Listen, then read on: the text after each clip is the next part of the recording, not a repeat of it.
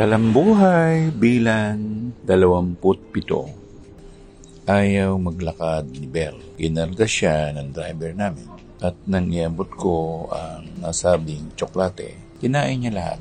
At nakita niya ang kahon ng puto. Open, sabi niya. Open. Yan, parang Reyna de Condesa.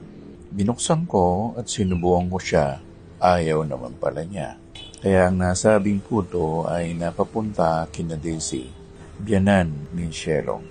Kung nagmamadali kami dahil meron akong shooting sa bandang Clark. Para saan ang nasabing talambuhay? Dahil isang araw, mawawala na rin tayo dito sa ibabaw ng mundo.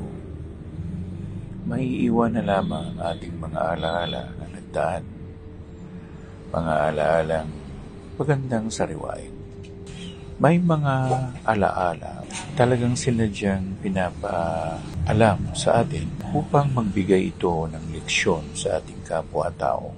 At minsan na rin ang mga ansino, mga hindi nakikita, ay binibigyan din tayo ng talino kung ano ang tamang gawin. Dahil sila ay marunong ding umunawa. Napapagkamalan lamang na mali ang pangunawa nila o akala natin hindi nila naintindihan ang mga pangyayari o nangyayari.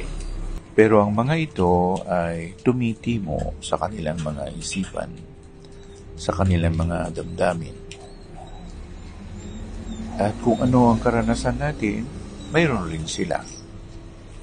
Kung ano ang talambuhay natin, mayroon din sila. Hindi lang na ipapaliwanag.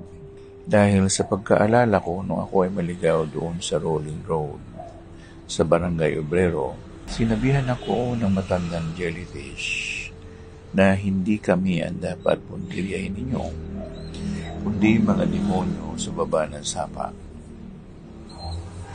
At nakita ko nga na nangangatwiran sila at may katwiran sila dahil kung wala sila doon, lalong mananalasa o masasalanta ang kanilang buhay-buhay doon sa Barangay Obrero sa Quezon City.